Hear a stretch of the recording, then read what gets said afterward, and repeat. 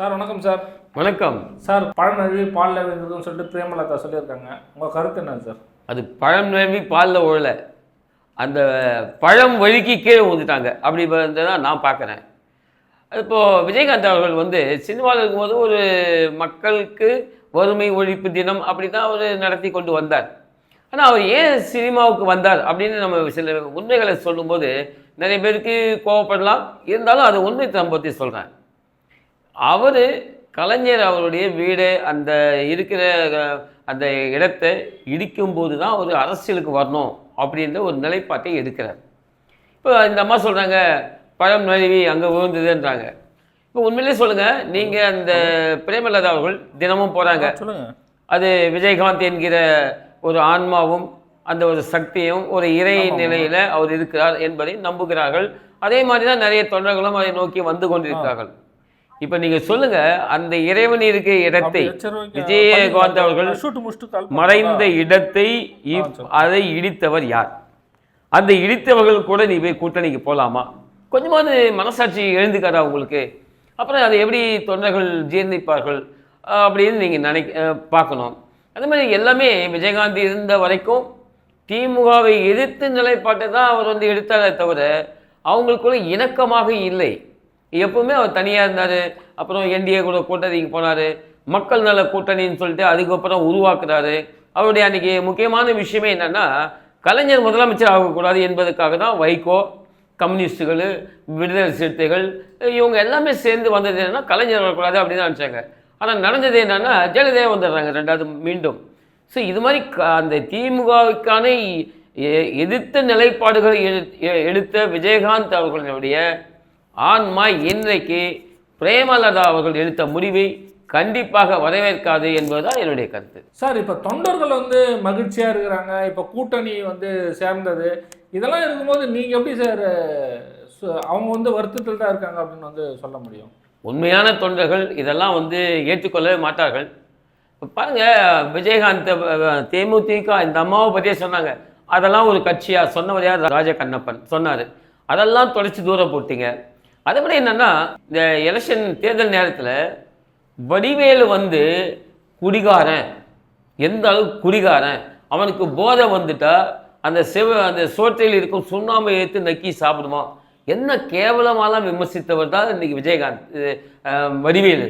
இன்றைக்கி வடிவேலு பக்கத்தில் இருந்துக்கின்னு ரொம்ப சந்தோஷமாக இருக்க உங்களுக்கு சொல்லுங்கள். அந்த மனுஷன் இதுக்காக உங்களை பாடுபடுத்தி இப்படி ஒரு கட்சியை வளர்த்தாரு என்பதெல்லாம் நினைக்கும் போது ரொம்ப கஷ்டமான இது ஜீர்ணிக்க முடியவில்லை என்பது எனக்கு. சார், விஜய் பிரபாகரன் அவர்கள் ஒரு பதிவு போட்டிருக்காங்க. அது எப்படி சார் பார்க்குறீங்க? அதாவது அரசியல் முதிர்ச்சி இல்லாத ஒரு சின்ன பையன். ஓகே, இப்போ அவர் என்ன இதுக்கு முன்னாடி அவருடைய நிலைப்பாடு பார்த்தீங்கன்னா, விஜய்க்கு ஒரு போய் அறிவுரை சொல்கிறார். விஜய் அவர்களை காங்கிரஸை நம்பாதே அப்படின்னு சொன்ன அதே இதில் ஏதாடே உங்களுக்கெல்லாம் கொஞ்சம் உங்கள் அப்பாவோட ரத்தம் தான் ஓடுதா, உங்களுக்கு ஒரு மானம் மரியாதை இருந்ததுன்னா நீ எப்படி திமுக கூட போய் கூடுவேன்? திமுக கூட நீங்கள் கூட்டணி திமுக தானே சார், காங்கிரஸ் கூட ஒன்றும் கூட்டணி இல்லை, திமுக கூட தானே இருக்காங்க. இல்லை, அந்த மாதிரி விஜய்க்கு போய் நீ காங்கிரஸ் கூட போகாத அப்படின்னு ஒரு நிலைப்பாட்டை எடுத்து நீ சொன்னேன். நீ என்ன நிலைப்பாடு எடுத்திருக்க? இன்னைக்கு திமுக கூட போயிருக்க. ஸோ அதெல்லாம் நீ எல்லாம் ஒரு காங்கிரஸ் திமுக கூட கூட்டணி, தேமுதிக திமுக கூட தானே கூட்டணி, இதுக்கும் காங்கிரஸ்க்கு என்ன சார் சம்பந்தம்? இல்லை, விஜய் போய் நீ அந்த கூட்டணிக்கு போகக்கூடாதுன்னு சொல்கிறதுக்கு இந்த ஆளுக்கு இவருக்கு என்ன, சின்ன பையனுக்கு என்ன தெரியும்? ஸோ அந்த மாதிரி பார்த்தீங்கன்னா இவங்க அம்மா எடுத்த நிலைப்பாடு சரியா என்பது அது நம்ம சிந்திக்கும் போது சின்ன பையன் என்பது தான் இருக்குது. முதிர்ச்சி இல்லை, அவங்க அம்மாவுக்கே முதிர்ச்சி இல்லை. இன்னும் இவருக்கு என்ன முதிர்ச்சி நம்ம எதிர்பார்க்க முடியும் என்பது தான் என்னுடைய கருத்து. சார், இப்போது தேமுதிக எத்தனை தொகுதி தருவாங்க சார்? 10 12? 10 12 கிடையாதுங்க. அந்த அம்மா எப்போ பார்த்தாலும் இந்த ராஜ்யசபா சீட்டிலேயே குறியாக இருந்தாங்க. ஆமாம் சார், ஏன்னா ஒரு தொண்டர்களுக்கு கொடுப்பாங்க. தொண்டர்களுக்கு கொடுப்பாங்களா? தம்பிக்கு கொடுப்பாங்க, இல்லை பையனுக்கு கொடுப்பாங்க. அது இல்லை இந்த அம்மாவே போய் உட்காந்துப்பாங்க. இதுதான் இதனுடைய. ஏன்னா கண்டிப்பாக ராஜ்யசபா நீ நிற்க வேணாம், எலெக்ஷனை பேஸ் பண்ண வேணாம், சீக்கிரமாக கிடைக்கக்கூடிய ஒரு பதவி, டெல்லியில் போய் ஆட்டம் போடலாம், அந்த மாதிரியான ஒரு கணிப்பில் தான் இந்த மாதிரி எடுத்தாங்க. ஏன் இப்போ நான் கேட்குறேன், அந்த அவர் கூட இருக்கிற யாருக்காவது புருஷோத்தமன் நினைக்கிறேன், அவர் ரொம்ப நாளாக இருக்கார். அவர் கொடுப்பாங்க. பார்த்தசாரதி அவங்களாம் கொடுப்பாங்களா? அதெல்லாம் கொடுக்க மாட்டாங்க. அவங்க குடும்பத்துக்குள்ளேயே அந்த ராஜ்யசபா சீட்டை எடுத்துக்கொள்வார்கள். அதுதான் அவங்க நினைச்சாங்க, எடுத்துட்டாங்க. இப்போ நீங்கள் சொல்கிற மாதிரி அவங்க கேட்குற அந்த 10 8 இதெல்லாம் கிடையாதுங்க. அவங்க எனக்கு தெரிஞ்ச வரைக்கும் விடுதலை சிறுத்தைகளுக்கு ஈக்குவலாக கூட அவங்க தரமாட்டாங்க. விடுதலை சிறுத்தைகள் என்பது எவ்வளோ நாளாக அவங்க கூட்டணியிலே இருக்கிறாரு. திருமாவளவன்லாம் இன்றைக்கி 2 தடவை எம்பியாக இருந்து பாராளுமன்றத்தெலாம் போய் ஒரு அகில இந்தியாவிலும் அறியப்படும் ஒரு தலைவனாக இருக்கிறார். அந்த தாழ்த்தப்பட்ட மக்களுக்கு தலித்து ஓட்டுகள் இது பண்ணுறாரு, நிறைய பேசுகிறாரு, நிறைய விஷயங்கள் பண்ணுறாருனால இந்த அம்மாவையும் அவரையும் கம்பேர் பண்ணி அவருக்கு ஏற்ற சீட்டு கொடுக்க மாட்டாங்க. இவருக்கு என்ன கொடுப்பாங்கன்னா நம்ம இஸ்லாமிய குரூப்புகள் நிறைய பேர் இருக்காங்க, அந்த லெவலில் தான் கொடுப்பாங்க. எனக்கு தெரிஞ்சு ஒரு 5 சீட்டு கொடுத்துட்டாங்கன்னே ஒரு பெரிய விஷயம் என்பது தான் நினைக்கிறேன். ஏன்னா இந்த அம்மாவோட ஒரு நிலைப்பாடு என்னென்னா, அந்த சீட்டுகளுக்கெல்லாம் இல்லை, இதை விட ஜாஸ்தி கொடுக்க கூட்டணிகள் இருந்தது, ஆனால் நம்ம சீட்டுக்காக இல்லை. இப்போ நிறைய பேர் நினச்சாங்க, நம்ம தொண்டர்கள் நினச்ச ஒன்று என்னென்னா விஜய் கூட இந்த அம்மா போயிடுவாங்க தான் எல்லாமே நினச்சாங்க. ஏன்னா விஜய்க்கு வந்து எப்படி கேட்டால் அந்த அவர் நடிகனாகிறதுக்கு முன்னாடி விஜயகாந்த் நிறைய ஹெல்ப் பண்ணியிருக்காரு அப்படின்ற ஒரு நிலைப்பாட்டில் கண்டிப்பாக நிறைய சீட்டு கொடுத்துருப்பார். இப்போ விஜய் கிட்ட போய் இந்த அம்மா கேட்டுருந்தா கண்டிப்பாக கொடுத்துருப்பாங்க. ஆனால் பொட்டி கிடைக்காது. இந்த அம்மா அந்த பொட்டியே நினச்சே தான் போனாங்க. அப்போ இவங்க எதிர்பார்த்தது சீட்டோ இல்லது வேறு எதுவும் கிடையாது, ஒரு பொட்டி, ஒரு மேலே வைத்த ஒரு உறுப்பினர் பதவி, அவ்வளோதான். இதை கரெக்டாக கேட்ச் பண்ணிச்சு டிஎம்கே. இப்போ டிஎம்கேலே பார்த்தீங்கன்னா நம்ம காங்கிரஸ் போகுது. இப்போ போனால் வேற ஒரு கூட்டணிக்கு சேர்க்கணுமேனு ஒரு கம்பல்ஷன் வந்துச்சு டிஎம்கேக்கு. காங்கிரஸ் போனால் பரவாயில்ல, இல்லை காங்கிரஸ் போனால் பரவாயில்ல, அந்த இடத்துல காலியாகக்கூடாது இல்லையா, ஒரு கூட்டணியில் ஒரு ஆள் போக. இப்போ திமுக காங்கிரஸ் போனால் பரவாயில்ல, தேமுதிக உள்ள இருக்கு, அந்த மாதிரி ஒரு நிலைப்பாட்டில் கொண்டு வந்தாங்க. இப்போ இதெல்லாம் என்ன ஆகுனா, இப்போ இந்த அம்மா வந்ததுனால அவங்க கூட்டணிக்குள்ளே நிறைய சலசலப்பு வரும். இப்போ தேமுதிக வந்து உள்ளே வந்தாச்சு. இப்போ நேற்று வரைக்கும் வந்து எந்த பக்கம்னே தெரியாது, நிறைய திட்டின்னு இருந்தாங்க, எல்லாம் போனாங்க, இதெல்லாம் போச்சு. ஏன்னா இப்போ பிரபாகரன் பேசின பேச்செல்லாம் நீங்கள் பாருங்கள், சட்டமன்ற தேர்தலில் என்னெல்லாம் பேசியிருக்காரு, நிறைய பேசியிருக்காரு. இப்போ அதெல்லாம் இப்போ வெளியில் வரும். அப்போ எப்படி திமுககாரன் வந்து அதெல்லாம் சகிக்க போகிறான்? இதுமாதிரி பாருங்கள், திமுகவில் ரொம்ப நாளாக வேலை செஞ்சுருக்கான், எனக்கு தெரிஞ்சு நிறைய பேருக்கு. அவங்களாம் வெளிச்சம் போகிறதே கிடையாது. இடையே கூட்டணின்னு வருவாங்க, அவங்களுக்கு ஒரு பதவி கொடுப்பாங்க, நேராக போய் அவன் பதவியில் போயிடுவான். அப்போது இந்த திமுககாரன் எனக்கு தெரிஞ்சு கலைஞர் காலத்திலேருந்தே ஒரு விசுவாசமாக இருந்த நிறைய கூட்டங்கள் இன்னும் ஒரு உறுப்பினர் என்ன சொன்னால் மாநகராட்சி அளவில் கூட கொண்டு போகல. திமுக என்பது ஒரு வருத்தத்துக்குரியது. அது எல்லாமே அந்த தொண்டர்கள் இனிமேல் பார்த்து கொள்வார்கள் என்பது தான் என்னுடைய நிலைப்பாடு. சார், இப்போ தேமுதிக வந்து பார்த்தோன்னா ஒரு ராஜ்யசபா அப்படின்னு வந்து சொல்லியிருக்காங்க. இது வந்து கூட்டணிக்குள்ளே வந்து ஒரு குழப்பங்கள்லாம் வரும்னு சொல்கிறாங்க. எப்படி சார் அது வரும்? கண்டிப்பாங்க. இப்போது நம்ம விடுதலை சிறுத்தைகள் பார்த்தீங்கன்னா ரொம்ப நாளாக அவங்க கூட இருக்காங்க. நேற்று வந்தாங்க, அதாவது 0.33% தான் இன்னைக்கு நிலைமை அவங்களுக்கு ஓட்டு வங்கி இருப்பது. அது கூட விஜயகாந்த் பேரை சொல்லி இப்போ திமுகவுக்கு போனதுனால அதனுடைய இது மாற்றம் ஏற்படும். இப்போ இந்த மாதிரி ஒரு நிலைமையில் இருக்கிறது. ஆனால் நம்ம திருமாவளவன் அப்படி இல்லை, 8% வாங்கி தேர்தல் ஆணையத்தால் அங்கீகரிக்கப்பட்ட ஒரு கட்சி அது. அப்போ ஒரு அங்கீகரிக்கப்பட்ட கட்சிக்கு நேற்று வந்தாங்க 0.33% ஓட்டு வங்கி இருப்பதாக சொல்கிற இந்த தேமுதிகவுக்கு இப்போ நீங்கள் மாநிலங்களவை தரீங்க, அப்புறம் ஏதோ 5 சீட்டு தரீங்க, இதெல்லாம் சொல்கிறாங்க, அப்புறம் நிறைய பொட்டி தரீங்கன்றீங்க. ஆனால் இவரோட நிலைமை என்ன? நம்ம திருமாவளவன் வந்து நிறைய அவர் எல்லா தமிழகத்தினுடைய எல்லா பகுதிகளுக்கும் சென்று அந்த ஓட்டு வங்கிகளையும் அவரை நம்பிய ஒரு அந்த ஜாதிய கூட்டங்கள் அதுவும் இல்லாமல் நிறைய பொது விஷயங்களுக்கெல்லாம் தலையிட்டு இருக்காரு, அதெல்லாம் மறுப்பதற்கு இல்லை. அப்படிப்பட்ட ஒரு தலைவனுக்கு இணைய வரைக்கும் நீங்கள் இந்த மாதிரியான ஒரு பதவியோ ஒரு மேல் சபையில் ஒன்று கொடுத்ததில்ல, ஆட்சியிலே பங்கு கொடுக்கவில்லை.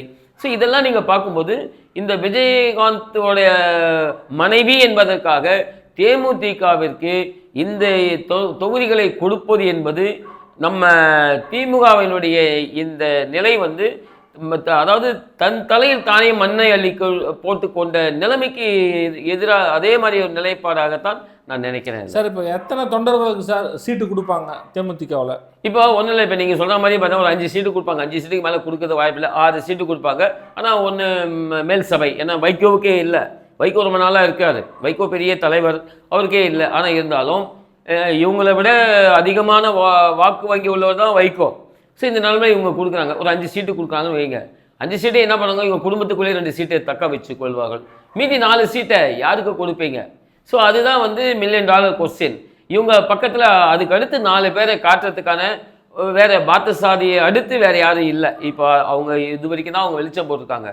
ஸோ இது மாதிரி விஷயங்கள் இருக்கும்போது இந்த சீட்டு கொடுக்கும்போதே இந்த கட்சியில் யாரும் இல்லை என்பது திமுகவுக்கு புரிய வரும் என்பதும் நான் நினைக்கிறேன். சார், விஜயகாந்த் இருந்திருந்தால் இந்த முடிவு எடுத்திருப்பாங்களா சார்? கண்டிப்பாக அவர் எடுத்திருக்க மாட்டாருங்க. திமுக கூட கூடக்கூடாது என்பதற்காகத்தான் மக்கள் நல கூட்டணியை ஆரம்பித்தார் அன்னைக்கு. அது மட்டும் இல்லைங்க, உங்களுக்கு தெரியாது, செங்கல்பட்டு மாவட்டத்தில் 144 ஏக்கர் நிலத்தை வித்துட்டார். இன்றைக்கி எவ்வளோ தெரியுமா அதனுடைய மதிப்பு? 5000 கோடி ரூபாய். இருந்தாலும் திமுகவுக்கு எதிர்ப்பான ஒரு நிலைப்பாடு எடுத்தவர் அன்னைக்கு. இப்போ இந்த அம்மா டெய்லி போகிறாங்க விஜயகாந்தோடைய நினைவு மண்டபம், விஜயகாந்த் அங்கே தான் உயிரே இருக்கிறது, இறைவன்றாங்க. டெய்லி போகும்போதெல்லாம் அந்த இறைவன் இருந்த இடத்தை இடித்த திமுக கூட கூட்டணி போகலான்னு கொஞ்சமாவது அவங்க ஏதாவது அவங்க மனசாட்சி ஏற்றுக்கொண்டு இருக்குமா? எப்படி ஏற்றுக்கொண்டது? இப்போ மனசாட்சி என்பது இல்லாத ஒரு தேமுதிகவில் இருக்கும் பிரேமலதா என்பதாகத்தான் எல்லாரும் கேட்குறாங்க.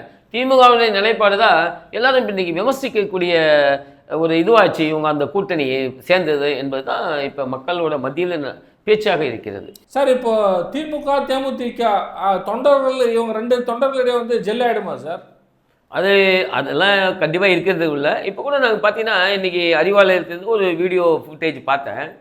அதை பார்த்தோம்னா சதீஷ்க்கு முகமே சரியில்லை. அவர் வேற எங்கேயோ ஒரு இதில் கமிட்டு ஆகிட்டு இந்த அம்மா உடைச்சிருக்கோம் அப்படின்ற மாதிரி தான் நினைக்கிறேன். இந்த அம்மா முகத்தில் மட்டும்தான் ஒரு மகிழ்ச்சியாக இருந்தது. ஏன்னா இந்த அம்மா பொட்டியை நோக்கி போகிறவங்க. அடுத்து பார்த்தீங்கன்னா இன்னொரு ஆள் எப்பவுமே 3 பேரும் வருவாங்க. அவர் இந்த பிரபாகரனையும் கூட்டிகிட்டு தான் வருவாங்க, பையனையும் கூட்டிகிட்டு தான் எல்லா இடங்களிலும் அரசியல் மீட்டிங்லாம் வருவாங்க, பிரேமலதா. ஆனால் இப்போ பார்த்தீங்கன்னா அவர் மிஸ்ஸிங்காக இருந்தார். ஸோ எனவே இப்போ இதை நம்ம பார்க்கும்போது ஒருவேளை குடும்பத்துக்குள்ளேயே ஒரு ஏன்னா விஜயகாந்துக்கு நீ அங்கே போய் சேராத, காங்கிரஸ் கூட சேராத அப்படி என்பது ஒரு அன்பின் நிலைப்பாடாக தான் இருக்குது, வெளிப்பாடாக தான் இருக்குது. அப்போ இவருக்கு ஒரு இந்த பக்கமாக இருந்திருக்கலாம், வேறு விஜய் கூட போகலான்னு அந்த பிரபாகரனுக்கு இருந்திருக்கலாம். சதீஷ்க்கு வந்து இந்த நம்ம எடப்பாடி கூட போகலாம்னு நிலைப்பாடு இருந்திருக்கலாம். இது எல்லாத்தையும் மீறி இந்த அம்மா இங்கே வந்துச்சோ அப்படின்ற ஒரு அந்த வீடியோ போட்டு வச்சு தான் என்னால் பார்க்க முடிந்தது. சார், இப்போ பிரேமலதா அவர்கள் முதல்வர் ஸ்டாலின் அவர்களை சந்திச்சுட்டு வந்தோடனே 210 தொகுதி நாங்கள் ஜெயிச்சிருவோம் அப்படின்லாம் வந்து சொல்கிறாங்க. தொண்டர்களும் வந்து உற்சாகமாக இருக்கிறாங்க. எப்படி சார் பார்க்குறேங்க? அதாவது இது வரைக்கும் அந்த பிரேமலதா அதாவது விஜயகாந்தினுடைய மறைவுக்கு பிறகு அந்த அம்மா எடுத்த எல்லா முடிவுகளும் தப்பாக தான் வந்திருக்கு. விஜயகாந்த் பிறகு வந்தது எல்லாமே தப்பாக தான் இருக்குது. ஸோ அதனால் நான் என்ன நினைக்கிறேன்னா, இந்த அம்மா சொல்கிறதுல இப்போ எலெக்ஷனுக்கு அப்புறம் ஒரு முடிவு தெரியும், அது என்ன முடிவுன்னு நமக்கு தெரியும். இருந்தாலும் அந்த அம்மாவுக்கு தெரியும் இதுவும் ஒரு தவறான முடிவாக இருக்கும் என்று தான் தெரியும். இதையெல்லாம் மீறி பார்த்தீங்கன்னா அவர்கள் கடவுளாக நம்பும் அந்த விஜயகாந்துக்கு தெரிஞ்சிருக்கும் என்பது தான் புரிதலாக இருக்குது. இப்போ அந்த அம்மா ஒரு விஷயம் சொன்னாங்க, நான் சீட்டு போட்டு பார்த்தேன் அப்படின்னாங்க. ஒருவேளை அவங்க ஏதாவது கிளி ஜோசியம் மாதிரி ஏதாவது நடத்தி கண்டுபிடிச்சாங்களோ என்பது ஒரு அரசியலில் கேலி கூத்தான அந்த பேட்டியாக நான் பார்க்குறேன். அதையும் நான் சொல்ல விரும்புகிறேன். சார், இப்போ பிரேமலதா திமுகவில் இணைந்த உடனே வந்து பார்த்தோம்னா என்டிஏ கூட்டணி என்ன மனநிலை சார் இருக்கும்? என்டிஏ கூட்டணி நினைக்கும். சரி, இப்போ வந்து தெரிஞ்சு போச்சு. இதுக்கு முன்னாடி நல்லவங்களா கெட்டவங்களான்னு தெரியாமல் ஒரு கொள்கை முடிவுலாம் இல்லாத ஒரு அம்மா இந்த அம்மா நேராக இவங்களுக்கு என்ன தெரிஞ்சதோ இவங்களுக்கு என்ன கிடைக்குமோ அது வழியாக போயிட்டாங்க. இப்போ அப்பாடா ஒரு பெரிய விஷயம் முடிந்தது அப்படின்னு தான் அவங்க நினைப்பாங்க. இப்போ அடுத்த கட்ட நகர்வுக்கு போயிடுவாங்க. ஏன்னா இவங்களுடைய நிலைப்பாடு தெரியாமல் இருந்தது. ஸோ இப்போ ஒரு ஸ்ட்ராங்காக வேறு அடுத்த ஸ்ட்ராட்டஜி எடுத்துகிட்டு எடப்பாடி போய் விடுவார். ஏற்கனவே நம்ம சொன்னோம் இவங்களை வந்து கொஞ்சம் இந்த பக்கம் அந்த பக்கம் இம்பேலன்ஸாக இருக்கே, இந்த அம்மா நம்ப முடியாத ஒரு இதுவாக இருக்கே அப்படின்னு. இப்போ அவங்களுக்கு கிளியர் கட் ஆயிடுச்சு. சரி, அந்த பக்கம் போயிட்டே இனிமேல் வண்டி நேராக ஸ்டார்ட் பண்ண வேண்டியதான்னு இப்போ எடப்பாடி போயிடுவார். நன்றிங்க சார். நன்றி.